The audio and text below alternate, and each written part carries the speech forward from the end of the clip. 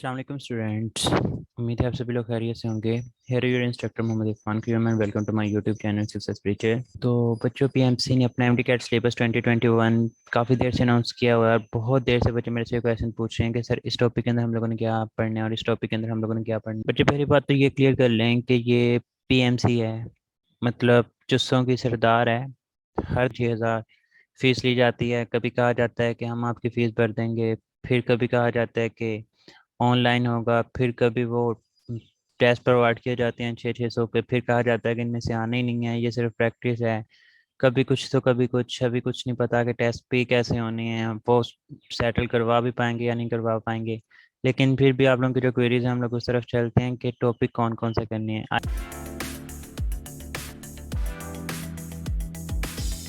आया हमने फेडरल को फॉलो करना है या हम लोगों ने पंजाब को फॉलो करना है। बच्चे, मैं टॉपिक्स बताने से पहले एक चीज़ क्लियर कर देता हूँ, मैंने दोनों बुक को फुली ऑब्जर्व किया हुआ है। मैंने पंजाब बुक भी देखी हुई है और साथ ही साथ मैंने फेडरल की बुक भी देखी हुई है। जो आउटलाइंस हैं केमिस्ट्री को लेकर, उनका थिंकिंग टैंक जो है वो सेम है। मतलब पंजाब की बुक और फेडरल की बुक, अगर कोई भी आपको पीएमसी ने हेडिंग दी हुई है तो वो हमारी दोनों बुक्स के अंदर चीज़ें जो है वो मौजूद हैं। हाँ, कुछ चीज़ें मौजूद हैं जो पंजाब की बुक में नहीं है और वो फेडरल की बुक में है। तो अगर आप पंजाब के स्टूडेंट हैं तो आई विल रिकमेंड कि आप अपनी बुक से टॉपिक्स को देखें। मैं यहाँ पे बता दूंगा कि किस हेडिंग के अंदर कौन सा टॉपिक जो है वो आ रहा होता है, वो टॉपिक्स आपने देखने हैं। और अगर आप फेडरल के स्टूडेंट हैं तो आपने अपनी बुक से ही देखना है। हाँ, अगर कोई फेडरल की बुक में ऐसा टॉपिक आ जाता है जो कि पंजाब में है तो आप लोग पंजाब से देख लें। अगर पंजाब की बुक में कोई ऐसा टॉपिक है जो फेडरल में नहीं है, तो इस तरह से मतलब वो टॉपिक्स मैं आपको बता देता हूँ कि कौन कौन से टॉपिक इस बोर्ड में जो है वो हमारे पास मौजूद नहीं है, उनको करने की ज़रूरत है। अदरवाइज आप लोग अपनी बुक के ऊपर ही रिस्ट्रिक्ट रहें। अगर मुझसे ये पूछा जाता है कि कौन सी बुक बेस्ट है, तो फर्स्ट ईयर के हिसाब से पंजाब जो बुक है उसके अंदर बहुत ज़्यादा अच्छा लिखा हुआ है as compare to federal book. No, उसके अंदर भी चीज़ें अच्छी लिखी हैं लेकिन ज़्यादा बेहतरीन तरीके से जो है वो पंजाब की बुक के अंदर लिखा हुआ है। और सेकेंड ईयर की बात करें तो ऑर्गेनिक केमिस्ट्री का पोर्शन जो है 100%, अगर मैं फेडरल की बुक को बोलूँगा तो मैं 90 या फिर 85% जो है वो मैं पंजाब की बुक को बोलूँगा। मतलब थोड़ी बहुत चीज़ें जो है वो फेडरल की बुक के अंदर ज़्यादा अच्छी लिखी हैं as compare to Punjab book. तो ये थोड़ा सा कंपैरिजन है, लेकिन फिर भी मैं आप लोगों को यही रिकमेंड करूंगा कि अगर आप अपने अपने बोर्ड की बुक्स को फॉलो कर लेते हैं तो it is more than enough. Thinking tanks ही मैं सिर्फ चंद एक चीज़ें डिफरेंट है वो मैं आपको इस वीडियो के अंदर बता देता हूँ कि आप लोगों ने कौन कौन सी चीज़ें जो है वो करनी है।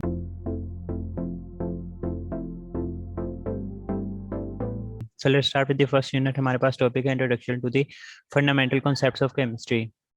ये हमारे पास पंजाब की बुक है, इसके अंदर जो जो चीज़ें आप लोगों ने करनी है वो मैं साथ साथ आप लोगों को बताता रहूँगा। अच्छा, यहाँ पे देखें, सबसे पहला टॉपिक है एटॉमिक मास। तो यहाँ से आप लोगों ने एटम को छोड़ देना है, एविडेंस ऑफ एटम, मॉलिक्यूल, आइन, उसके बाद मोलेकुलर आइन, ये आप लोगों ने टॉपिक करना है। सबसे पहले रिलेटिव एटॉमिक मास जो है वो आप लोगों ने एटॉमिक मास के अंडर जो है वो करना है, रिलेटिव एटॉमिक मास। उसके बाद आइसोटोप्स को आप लोग स्किप कर देंगे इस यूनिट में से। उसके बाद relative abundance of isotope syllabus में नहीं है। इसी तरह से determination of the relative atomic mass of the isotope by the mass spectrometer, it is again not included in your syllabus, ये नहीं करेंगे आप लोग। एवरेज एटॉमिक मास आप लोगों ने लाजमी तौर पे देखना है, एटॉमिक मास के साथ ये टर्म जो है वो रिलेट कर दिया तो आप लोगों ने ये देखना है। उसके बाद next time empirical formula and molecular formula. तो बच्चे, आप लोगों ने इसके अंदर एनालिसिस ऑफ कंपाउंड ये दोनों करने हैं, एम्पिरिकल एंड मोलेकुलर फार्मूला। ये एम्पिरिकल फार्मूला करने हैं आप लोगों ने। इसके रिगार्डिंग कंबशन एनालिसिस में से आप लोगों से क्वेश्चन पूछे जाएंगे, ये भी आप लोगों ने लाजमी तौर पे करना है, मोलेकुलर फार्मूला भी करना है। बच्चे, यहाँ पे बहुत सारे क्वेश्चन पूछे होते हैं कि सर ये जो इतनी इतनी लेंथ एग्जांपल हैं, तो बच्चे एमडी कैट के अंदर आप लोगों को सिंपल कैलकुलेशंस आती हैं, ऐसी कैलकुलेशंस आती हैं जो कि सिंपल होल नंबर के ऊपर जो है वो कट डिवाइड जमा नफी हो जाते हैं। तो उनके अंदर इस तरह की कैलकुलेशंस वगैरह क्वेश्चन नहीं आएंगे, तो आप लोगों को शॉर्टकट पता होने चाहिए, तो उससे आप लोग जो है वो इंशाल्लाह टैकल कर लेंगे। उसके बाद इस यूनिट के अंदर आप लोगों ने कॉन्सेप्ट ऑफ मोल करना है। और नेक्स्ट जितना भी यूनिट है वो गाइडो नंबर आ जाएगा हमारे पास। उसके बाद हमारे पास स्टोइशियोमेट्री की टर्म आएगी, मोलर वॉल्यूम भी आप लोगों ने करने हैं, स्टोइशियोमेट्री भी आप लोगों ने करने हैं। और उसके बाद अगर हम लोग देखें तो हमारे पास लिमिटिंग रिएक्टेंट आ जाता है, ये भी आपने करना है। सबसे लास्ट पे यील्ड है। तो ये सारे के सारे टॉपिक जो है हमारे सिलेबस के अंदर इंक्लूड हैं। शुरू वाले जो चंद पेजेस मैंने आपको बता दिए कि ये नहीं करने, आप लोग उनको स्किप कर देंगे। अगर आप इस तरफ आएँ कि इसमें से कौन सी ऐसी टॉपिक या फिर टर्म है जो आप लोगों के इस सिलेबस में नहीं देखेगी, तो लर्निंग ऑब्जेक्टिव्स देख लें। मोर रेशियो जो है इंस्टेशियोमेट्रिक प्रॉब्लम तो आप लोगों ने स्टेशियोमेट्रिक की होगी, तो ये आप लोगों की हो जाएगी। उसके बाद stoichiometric calculation with the balanced equation, again ये मॉल मैसेज मोलर वॉल्यूम उसी के रिगार्डिंग जो है वो स्टेशियोमेट्रिक कैलकुलेशन है। उसके बाद लिमिटिंग रिएक्टेंट भी यहाँ पे मौजूद है, तो वो आप लोगों ने कर लेना है। Calculate the maximum number of product, तो ये भी अनरिएक्टेड एक्सेस मतलब लिमिटिंग और एक्सेस रेडियन के बारे में पूछा गया है। उसके बाद give information from which any two of the determined, तो ये theoretical yield, actual yield, percentage yield, ये आप लोगों के यील्ड के टॉपिक में मौजूद है। उसके बाद थ्योरेटिकल यील्ड कैलकुलेट करनी है और परसेंटेज यील्ड, जब आप लोगों को ये चीज़ें गिवन हो तो ये भी सारी की सारी चीज़ें जो हैं वो इस बुक के अंदर मौजूद है। मतलब यूनिट नंबर 1 के लिए आपको फेडरल की बुक पढ़ने की ज़रूरत नहीं है, और फेडरल के बच्चों को ये बुक पढ़ने की ज़रूरत नहीं है, उनके अंदर भी ये टॉपिक जो है वो ऐसे जैसे मौजूद हैं।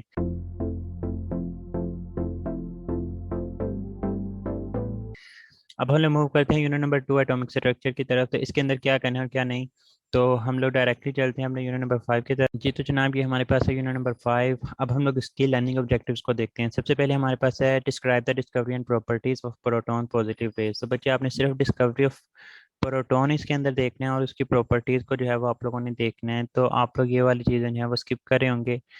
प्रिकॉशन के तौर पे अगर आप लोग प्रॉपर्टीज ऑफ कैथोड रेज को पढ़ लेते हैं तो वो बेहतर है, क्योंकि जो प्रॉपर्टीज ऑफ पॉजिटिव रेज हैं इसके अंदर चंद एक चीज़ें ऐसी हैं लाइक जिनका कंपैरिजन हम लोग प्रॉपर्टीज ऑफ कैथोड रेज के साथ करे होंगे। लाइक उनके मैसेज के बारे में देखना, उनके ऊपर चार्जेस क्या होते हैं, अगर ये मैग्नेटिक फील्ड और इलेक्ट्रिक फील्ड में डिफ्लेक्ट होते हैं तो वो भी होते हैं।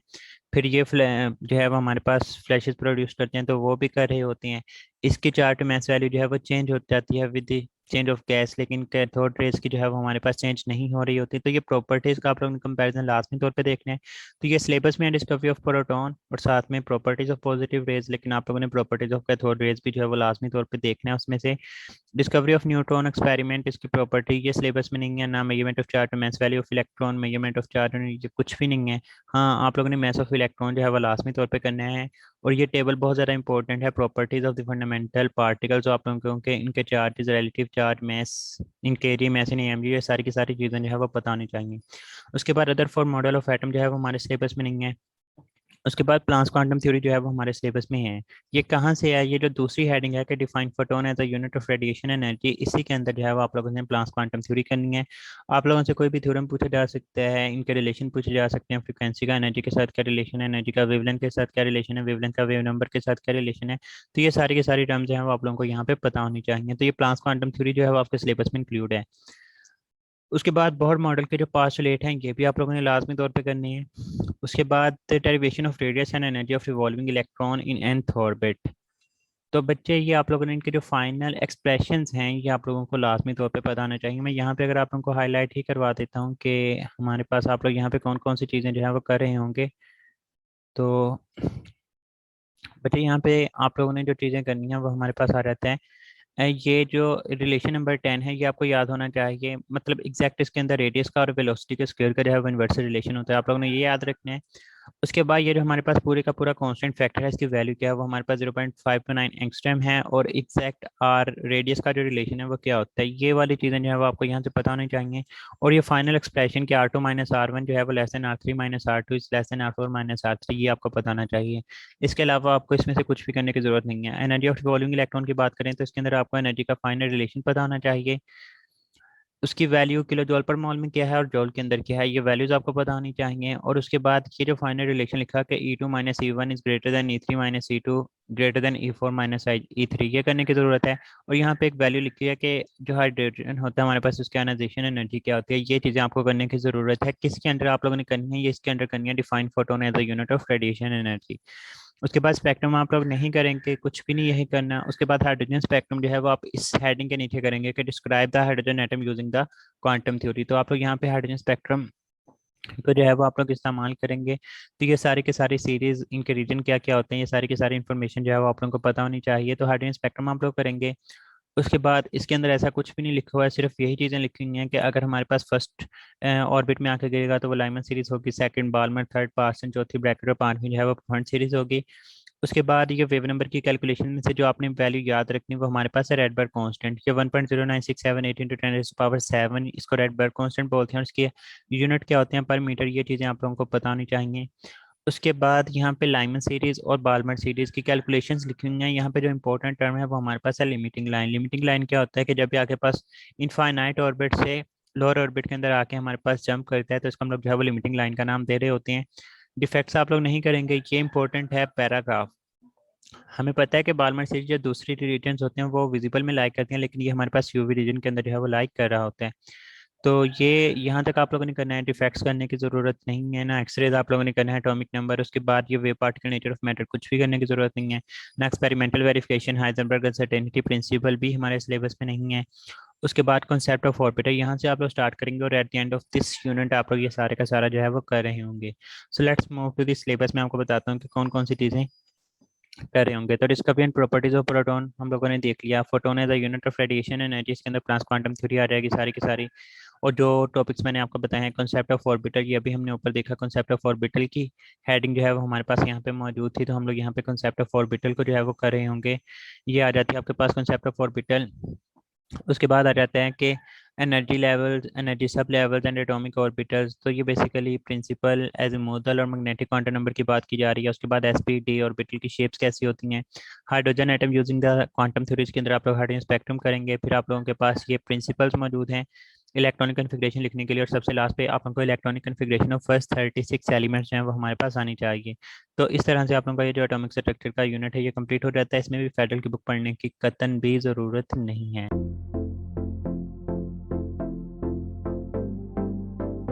अब हम लोग मूव करते हैं गैसेस की तरफ।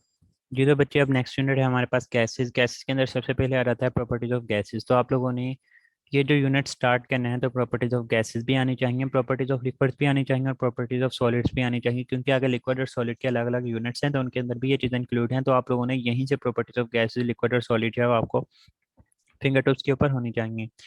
नेक्स्ट आ जाता है हमारे पास ये यूनिट्स ऑफ प्रेशर, आप लोग कर लेंगे एज अ प्रिकॉशन। उसके बाद गैस लाज हैं, ये आप लोगों ने करनी है, सिलेबस में भी हैं, gas laws, Boyle law, Charles law, general gas equation. तो बॉयल्स लॉ आप लोग करेंगे सारे का सारा, इसकी experimental verification, graphical explanation and so on सारे का सारा करना है। चार्ल्स लॉ के अंदर इसकी एक्सपेरिमेंटल वेरिफिकेशन है, मैथमेटिकली फॉर्म है। डेरिवेशन ऑफ एब्सोल्यूट जीरो जो है ये भी हमारे पास इसी के अंदर इंक्लूड है, तो ये भी आप लोग कर रहे होंगे। उसके बाद इसकी ग्राफिकल एक्सप्लेनेशन ये भी आप लोगों ने करना है। उसके बाद हमारे पास जो है वो स्केल्स ऑफ थर्मोमीटरी जो है ये भी हमारे पास सिलेबस के अंदर जो है वो इंक्लूड हैं। ये यहाँ पे आप लोगों को देखने को मिल रहा होगा कि explain the significance of absolute zero, इसकी वैल्यू डिग्री सेल्सियस और केल्विन स्केल के अंदर। तो आप लोगों ने ये वाला भी करना है। जनरल गैस इक्वेशन भी सिलेबस में इंक्लूड है, तो आप लोग कर रहे होंगे। उसके बाद आइडियल गैस कॉन्स्टेंट भी अगेन आप लोगों ने करना है। डेंसिटी ऑफ आइडियल गैस भी आप लोगों ने करना है टॉपिक यहाँ से। उसके बाद नेक्स्ट देखें तो एवोगैड्रोस लॉ, जब गैस लॉज की बात आ जाती है तो उसके अंदर एवोगैड्रो लॉ भी है, तो आप लोगों ने ये भी करना है। यहाँ पे लिखा भी हुआ है कि एवोगैड्रो लॉ जो है वो आप लोगों ने करना है। उसके बाद Dalton law of partial pressure हमारे सिलेबस में नहीं है, ऐसे करने की ज़रूरत नहीं है, आप लोग उसको स्किप कर देंगे। तो उसके बाद इसकी कैलकुलेशन जो है, इसकी एप्लीकेशन की सारी नहीं करनी है आप लोगों ने। डिफ्यूजन एंड डिफ्यूजन करने की ज़रूरत नहीं है। उसके बाद ये ग्राहम लॉ ऑफ डिफ्यूजन भी सिलेबस में नहीं है, लेकिन आपको सिर्फ इतना पता होना चाहिए कि ये रिलेशन क्या होता है, रेडियस का डेंसिटी के साथ इन्वर्स रिलेशन होता है या फिर रेडियस का मास के साथ इन्वर्स रिलेशन होता है। आप लोगों ने इसको पढ़ लेना लाजमी तौर पे, मतलब है नहीं, लेकिन एज अ प्रिकॉशन क्योंकि गैस लॉज लिखा हुआ है तो ये भी एक one of the gas law है, तो आप लोगों को ये चीज़ जो है वो पता होनी चाहिए। उसके बाद chemistry of gas is most important topic, बहुत ज़्यादा हिट किया जाता है इसको एमसीक्यूज के लिए। उसके बाद अगर हम मूव करते हैं नेक्स्ट, तो हमारे पास आ जाता है topic kinetic interpretation of temperature. तो अगेन ये हमारे पास सिलेबस का जो है वो पार्ट होगा, आप लोगों ने इसको लाजमी तौर पर देखना है। नेक्स्ट हमारे पास रहता है लिक्विफिकेशन, तो ये आप लोग नहीं करेंगे। Methods of liquefaction, Joule Thomson, ये भी आप लोगों के सिलेबस में नहीं है। Non ideal behaviour of gases आप लोग करेंगे, क्योंकि हमारे पास हेडिंग है distinguish between real and ideal gases, तो ये आप लोगों ने करना है। Causes for deviation from ideality, ये भी आप लोग करे होंगे।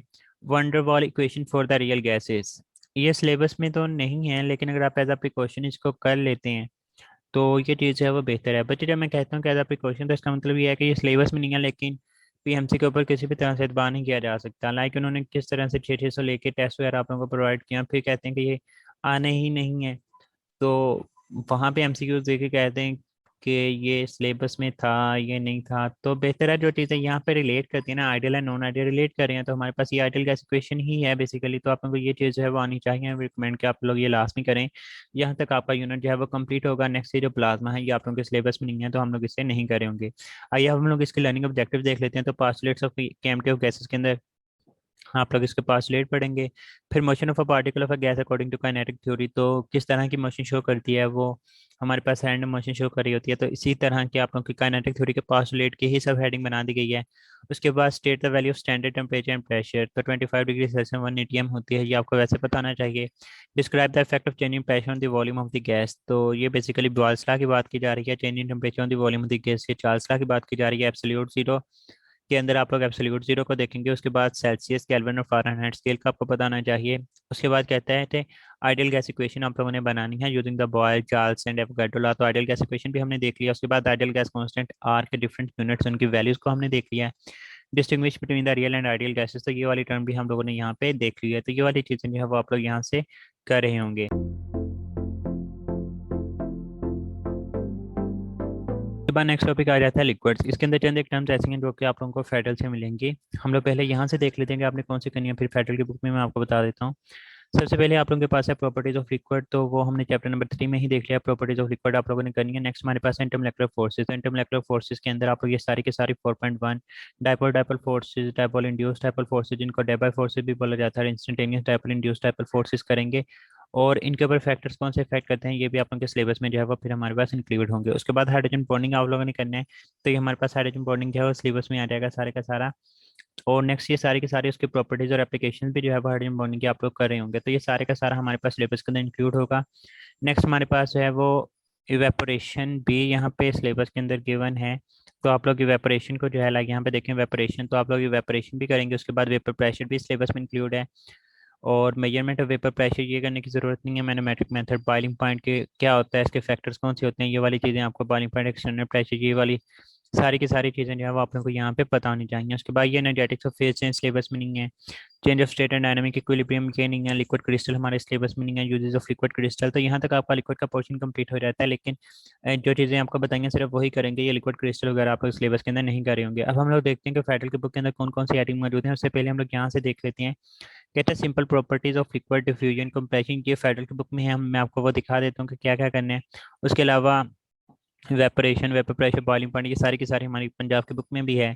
उसके बाद hydrogen bonding in water, NH3 and HF, ये हाइड्रोजन बॉन्डिंग में एक्सप्लेन की गई हैं चीज़ें। उसके बाद anomalous behaviour of water when its density shows maximum at 4 degree centigrade, तो ये भी आप लोगों के पास डेंसिटी ऑफ आइस के अंदर जो है वो हेडिंग मौजूद है। So now let's move to the federal book. उसके अंदर हम लोग देखते हैं कि ये कहाँ कहाँ पे टॉपिक जो है वो हमें देखने को मिल सकते हैं। जी तो बच्चे यहाँ पे देखें हमारे पास प्रॉपर्टीज ऑफ लिक्विड्स के अंदर पे नंबर 118 है।